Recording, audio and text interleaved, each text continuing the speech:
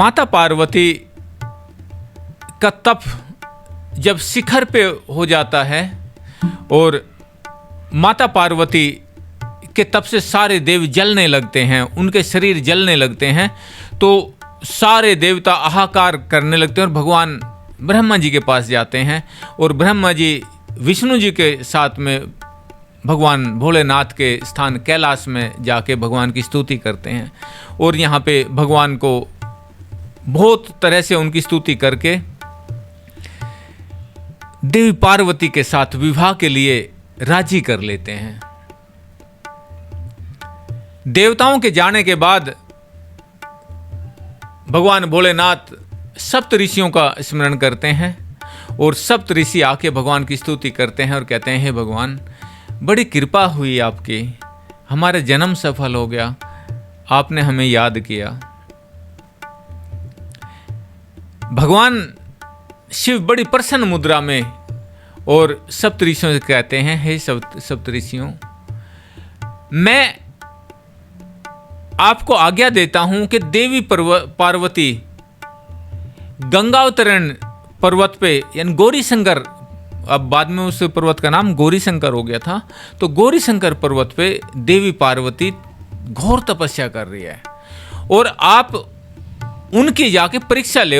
ये मैं आपको कह रहा हूँ, ये मेरी तरफ से आपको आज्ञा है कि आप उनकी अच्छी तरह से परीक्षा लें, खूब अच्छी तरह से उनको परखे और उनकी परीक्षा लें कि उनके मन के अंदर कोई अंकुर तो नहीं है, उनका मन पूरी तरह से भक्तिमय है कि नहीं है, और वो क्या चाहती हैं, उनके मन में कोई लोभ लालच है क्या नहीं है। आपने देखा होगा जब आपके घरों में बच्चों की शादियां होती हैं तो आप जब सामने वाले बच्चे के विषय में परिवार से या जो कोई मध्यस्थता करता है उनसे, वो कैसे आप उनको जानते हैं, उनके विषय में जानने की चेष्टा करते हैं, ऐसे ही लीला रच के भगवान शिव लीला स्वरूप सप्त ऋषियों को बुला के और देवी पार्वती की परीक्षा के लिए उनको तैयार करते हैं और भगवान शिव की आज्ञा लेके और सारे के सारे सप्त ऋषि यानी कि सातों सप्त ऋषि देवी पार्वती के पास गंगोत्री स्थान में आ जाते हैं।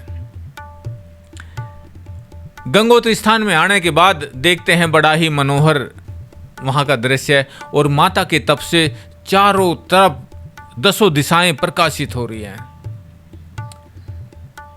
आके मन ही मन गिरिराज नंदिनी को प्रणाम करते हैं सप्तऋषि। वो भी जानते हैं कि जगदम्बा है, लेकिन उस परम सत्य भगवान शिव का आदेश था तो परीक्षा तो लेनी थी। सारे के सारे ऋषि वेश बदल के और माता के पास में आ जाते हैं और माता उनका भली भांति आदर सत्कार करती है, उनको प्रणाम करती है और प्रणाम करने के बाद सब सप्त ऋषियों से उनके कुशल मंगल की बात बूझती है और कुशल मंगल बूझने के बाद भोजन आदि की व्यवस्था बूझने के बाद कहती हैं, आप सब ठीक तो हैं, आप सबको क्या अभिप्राय है, आप किस अभिप्राय से इस आश्रम में आए हैं। सप्तऋषि कहते हैं, हे गिरिराज नंदिनी, हे देवी, हम आपका अभिप्राय जानना चाहते हैं कि आप इतनी सुकोमल राजपुत्री, इतनी घनघोर तपस्या आप किस लिए कर रही हैं, इसका क्या अभिप्राय है। अगर आपको बुरा ना लगे हमें तो हम ये जानना चाहते हैं। माता पार्वती यहां पे थोड़ी शर्मा जाती हैं और कहती हैं, हे ऋषियों, मैं अपनी बात कहूं भी तो आपको हंसी लगेगी, उपहास लगेगा। मेरा ऐसा संकल्प है, मैं अपने गुरु देव, मेरे जो गुरु हैं वो देव ऋषि नारद हैं और मैं नारद जी के आदेश अनुसार भगवान शिव को अपना पति रूप में पाने के लिए ये तप कर रही हूं। इससे पहले मैं दक्ष पुत्री सती थी और अपने पिता से रुष्ट होके, मेरे पति का सम्मान ना होने के कारण और मैं अपने पिता से रुष्ट होके योग अग्नि से मैंने अपनी देह का त्याग कर दिया था। मैं फिर से उन स्वयं पूर्ण ब्रह्म परमात्मा भगवान शिव को अपने पति रूप में पाना चाहती हूं। यह मेरे तप का अभिप्राय है।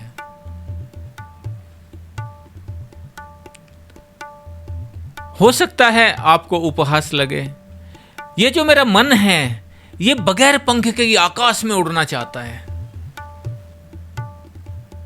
इसके पंख नहीं है, लेकिन ये आकाश में उड़ना चाहता है। ऐसे ही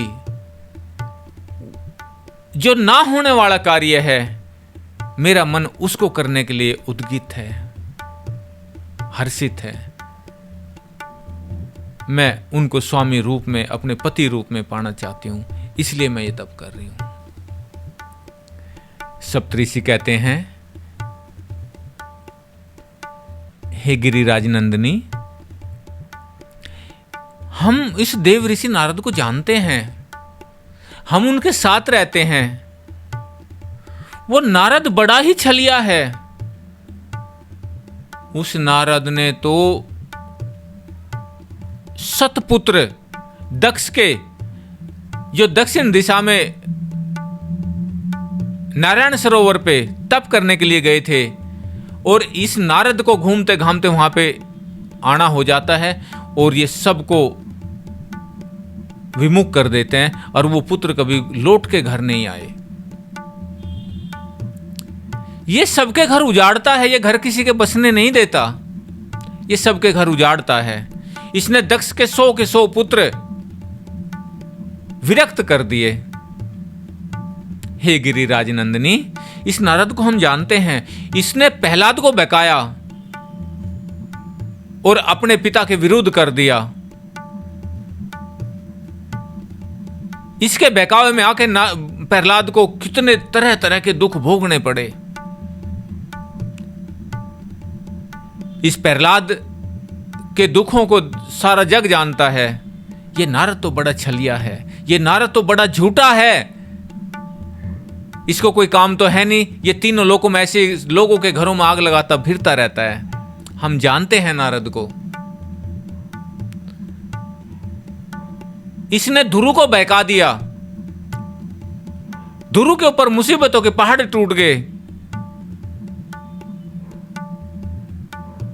ये सबको ऐसे भरमाता रहता है।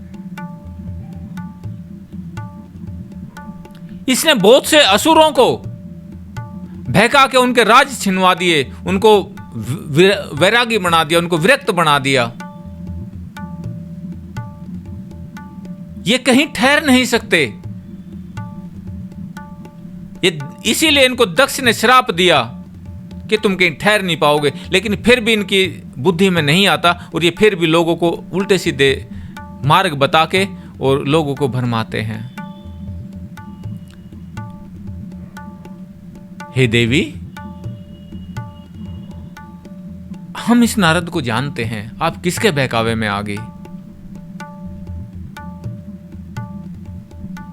हम आपकी शादी और ये जो आपका तप है ना, आप इसको छोड़ दो और अपने घर चले जाओ, लेकिन हम ये तप भी आपका व्यर्थ नहीं जाने देंगे।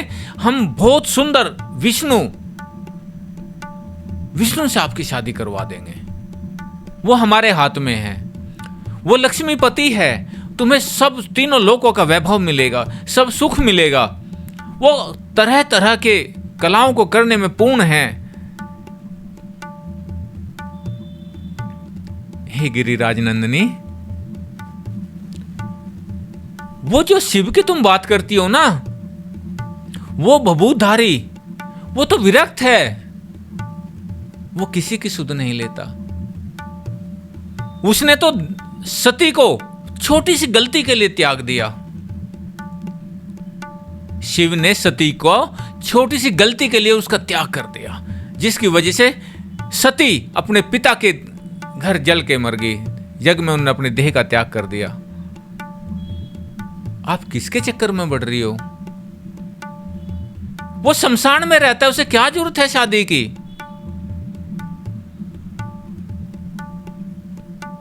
और देवी पार्वती इन ऋषियों की बात सुन के और एकदम अंदर से खिन्न हो जाती है। तरह तरह की बातें कह के सप्तऋषियों ने माता पार्वती के मन को ढूंढने की कोशिश की, मन को जानने की कोशिश की, लेकिन कोई भी छिद्र ऐसा ना पाया जो माता पार्वती कहीं पे डिगती हों।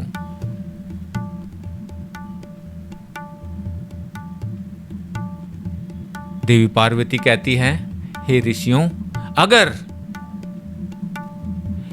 सूर्य देखे जिसका मन जिसके अंदर होता है, जिसका मन जिसके अंदर होता है वो उसी से संबंध रखता है, चाहे वो पिता हो, पुत्र हो, कोई भी हो। आपने भी देखा होगा समाज में जिसका मन जिससे लगता है वो उसी से बात करता है, वो उसी का ही होता है। जिस भी देवता की आप आराधना करते, जो भी आपके इष्ट हैं, जिनकी भी आप आराधना करते हो, जिसके मन में आपके मन में जो देव बसे हुए हैं, आप उन्हीं की आराधना करेंगे। ऐसे ही माता पार्वती कहती है, हे ऋषियों, अगर सूर्य पूर्व से पश्चिम की दिशा में उगने लग जाए,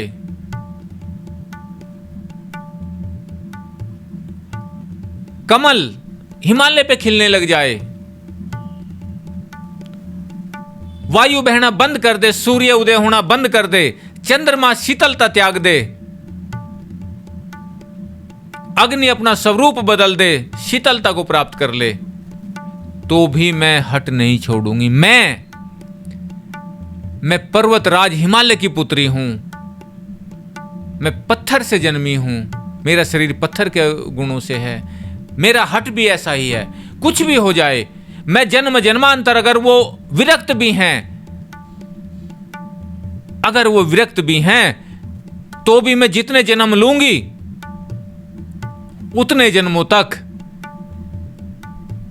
मैं उन्हीं को पति के रूप में स्वीकार करूंगी, नहीं तो कंवारी रह जाऊंगी, किसी और से शादी नहीं करूंगी। सप्तऋषि माता को बहुत से आशीर्वाद देके और हिमालय पे भगवान शिव के पास चले जाते हैं, और भगवान शिव के पास जाने के बाद जाके सारा वृतांत सुनाते हैं, और भगवान शिव अंदर ही अंदर बड़े प्रसन्न होते हैं।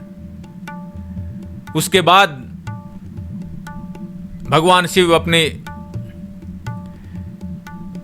समाधि त्याग के और देवी पार्वती की खुद उनको देखना चाहते हैं, और उनके पास चले जाते हैं एक ब्रह्मचारी का वेश बना के, वृद्ध ब्रह्मचारी का वेश बना के, और आश्रम में आते हैं, और देवी पार्वती उनसे कुशल मंगल पूछती हैं, और फिर ब्रह्मचारी अपनी वही बात पूछते हैं कि देवी, तुम इतनी सुकुमार हो, इतनी सुंदर कोमल हो, और आपका इस निर्जन वन में तपस्या करने का क्या अभिप्राय है? उन्होंने कहा, आप कहां घूमते हैं, आप कहां से आए हो? महादेव कहते हैं यहां पे, हे देवी, मैं तो ब्रह्मचारी हूं, ऐसे भ्रमण करता रहता हूं, दुखियों के दुखों को दूर करता हूं, बस मेरा यही अभिप्राय है, इसी से मैं घूमता रहता हूं कि लोगों का कल्याण हो और लोगों की मैं समस्याओं का हल करता हूं। आपकी भी कोई अभिलाषा है तो मुझे बताइए। देवी पार्वती कहती हैं, मेरी जो तपस्या है, मेरी जो तपस्या का अभिप्राय है, बिल्कुल सिद्ध स्वभाव से माता कहती हैं, बिल्कुल निर्मल मन से, कि मैं अपने पति को यानी महादेव को पति रूप में पाना चाहती हूँ, उसी के लिए मैं ये तप कर रही हूँ। यहाँ पे ब्रह्मचारी कहते हैं, ये देवी, आप किसके चक्कर में पड़ रही हो? मैं जानता हूं उनको, वो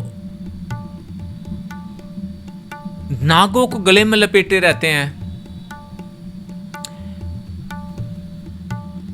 मृग चरम पहनते हैं, गज के चरम को ओढ़ते हैं, 3 नेत्र हैं, और कितने उसके गण ऐसे, कोई किसी का मुंह टेढ़ा है, किसी की आंखें नहीं है, किसी के हाथ नहीं है, किसी के बाल नहीं है, तो किसी के बाल ही बाल हैं। वो ऐसे भूतों का स्वामी है।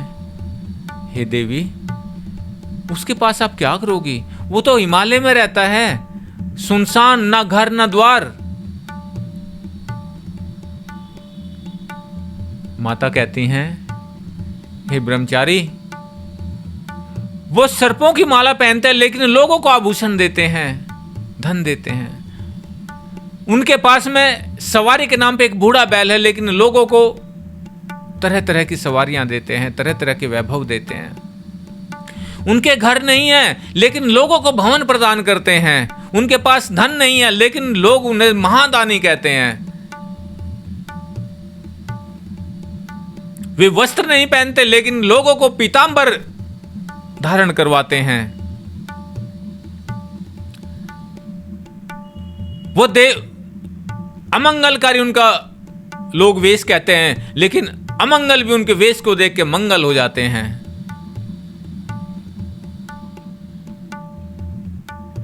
ऐसे मेरे पति, जो मैं पूर्व जन्म से आज तक जितने जन्म लूं, मैं सब सारे के सारे जन्मों में उन्हीं को पति रूप में पाना चाहूंगी। दृढ़ निश्चय माता का यहां पे, चट्टान की तरह अटल,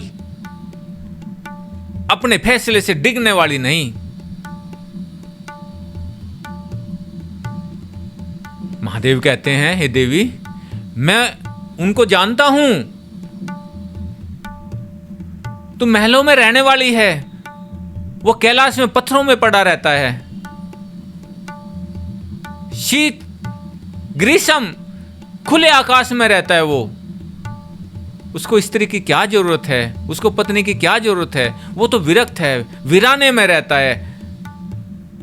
उससे शादी करके उसे पति रूप में पाके तुम क्या पाओगे?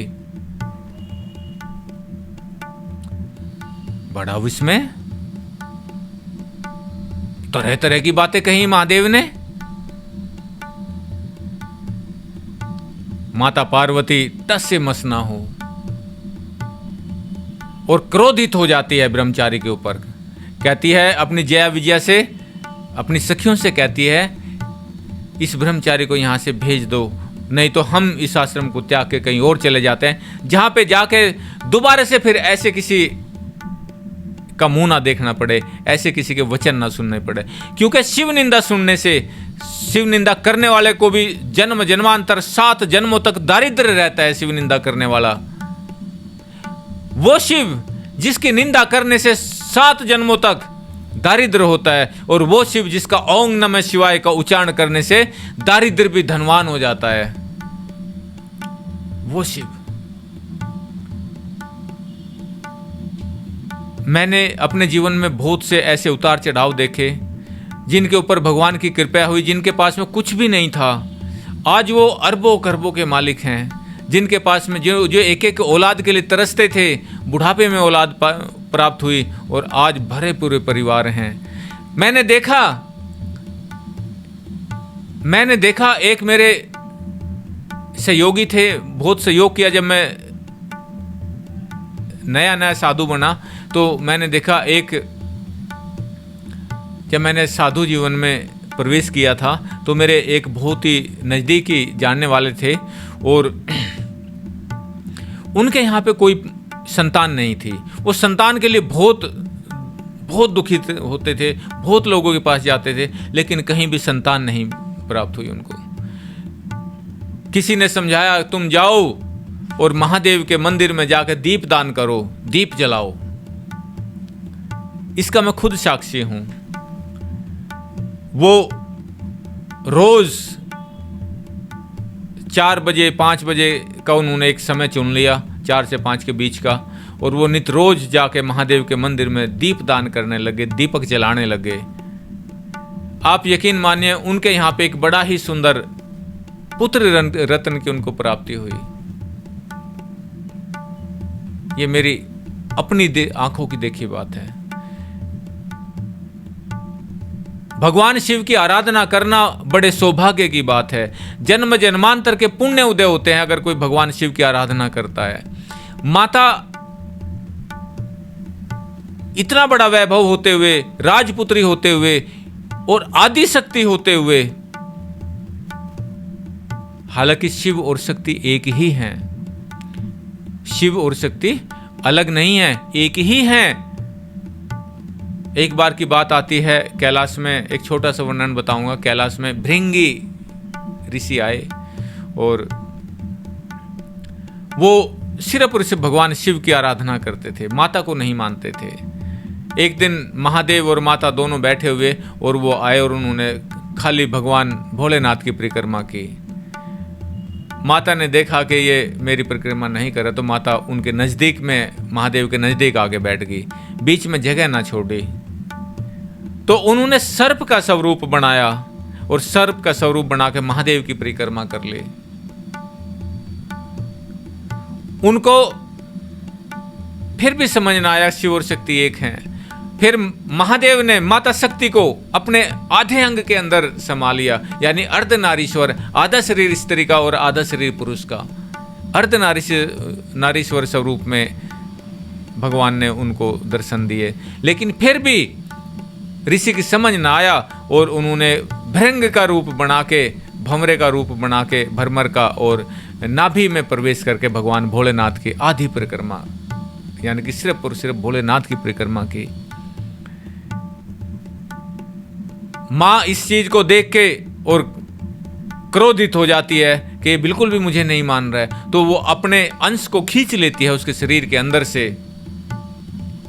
यानी कि हाड़ मांस, पूरा का पूरा शरीर का जो ढांचा है प्रकृति से हमें मिलता है, वो सारा माता ने खींच लिया।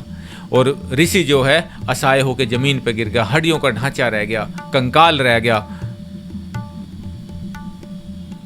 भगवान भोलेनाथ दयालु हैं, उससे खड़ा ना हो जाए, तो भगवान ने उनको एक पैर और प्रदान कर दे जिससे वो खड़े रह सके।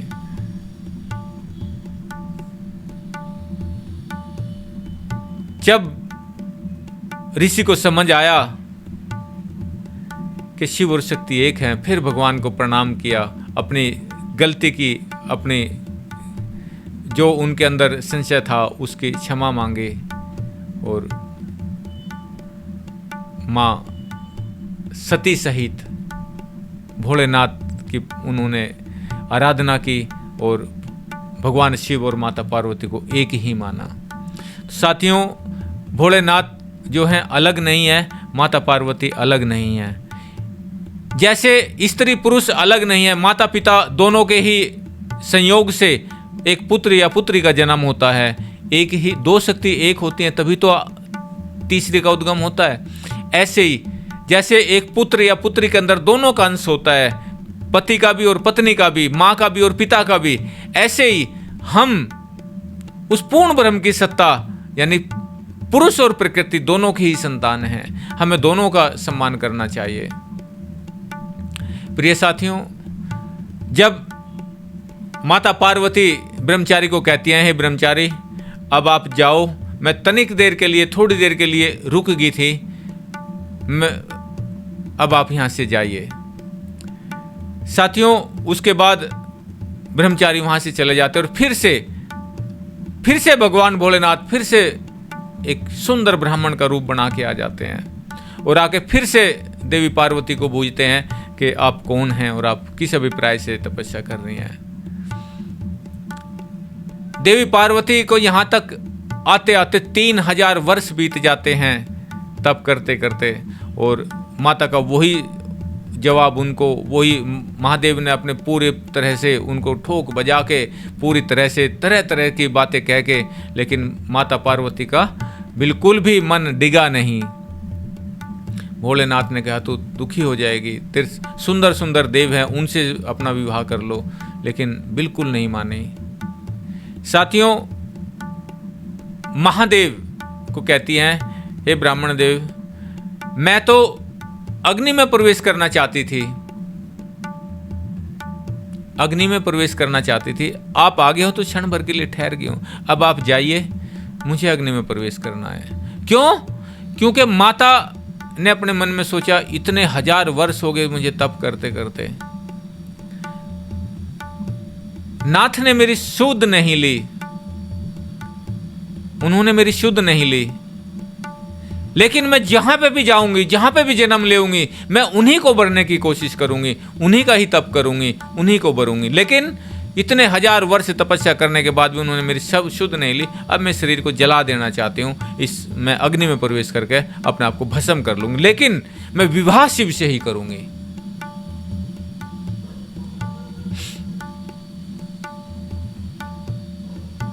इतना कहते ही ब्रह्मचारी के सामने ही देवी पार्वती अग्नि के अंदर प्रवेश कर जाती है।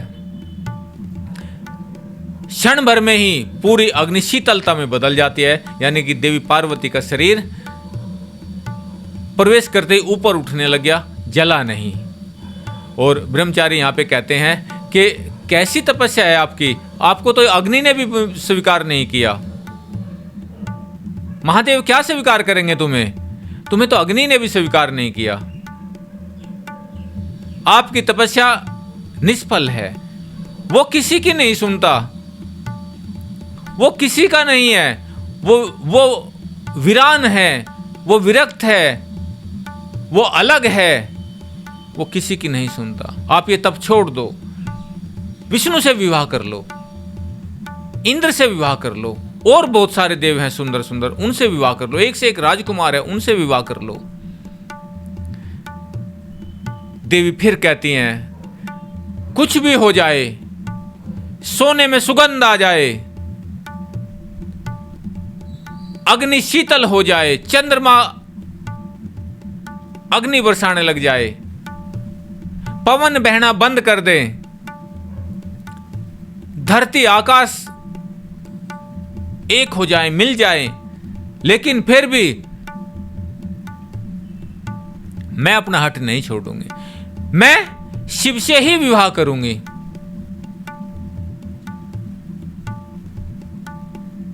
माता का ये दृढ़ निश्चय देख के और भगवान शिव अपने साक्षात रूप में आ जाते हैं, माता का हाथ पकड़ लेते हैं। हे देवी, तूने मुझे अपनी भक्ति से जीत लिया, मैं तेरे अधीन हूं, मुझे तूने भक्ति से जीत लिया, भक्ति के मोल तूने मुझे खरीद लिया, तपस्या के मोल मुझे तूने खरीद लिया।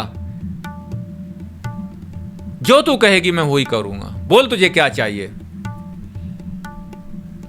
और यहां पे देवी कहती हैं, हे भोलेनाथ, मैं आपको पति रूप में वर्ण करना चाहती हूं,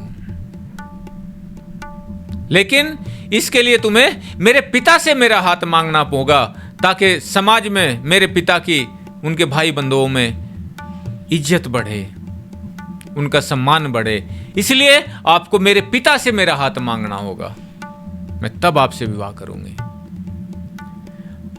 देखियो साथियों, आज बच्चे छोटी सी बात में कितना बड़ा फैसला ले लेते हैं, खुद ही विवाह कर लेते हैं, कोई कोर्ट मैरिज कर लेता है, कोई दूसरे रास्ते अपनाते हैं। अपने माता पिता के विषय में एक बार भी नहीं सोचते कि उन्होंने हमें क्या दिया, जीवन भर हमारी कैसे परवरिश की, अपने आप को दुख में डाल के और हमें सुख दिया। और समाज के अंदर बहुत से लोग हैं, बहुत से माता पिता ऐसे भी देखने में आए हैं जिन्होंने अपने बच्चों की गलतियों को सहन ना कर सके और अपनी जान तक गंवा दी।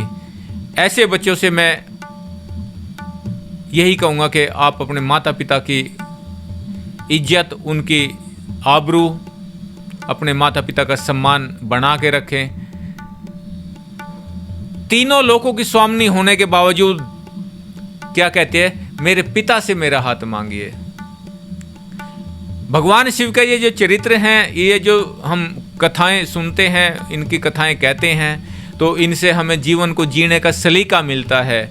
अपने गृहस्थ जीवन को, व्यापार को, नौकरी पेशा आदि संसार में जीने की कला, गृहस्थ जीवन, तपस्वी जीवन, साधु जीवन, सभी तरह के रास्ते भगवान शिव ने हमें दिए हुए हैं।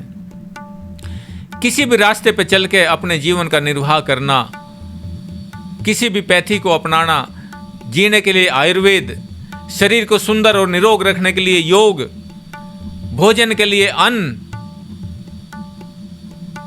बहुत कुछ दिया हुआ है।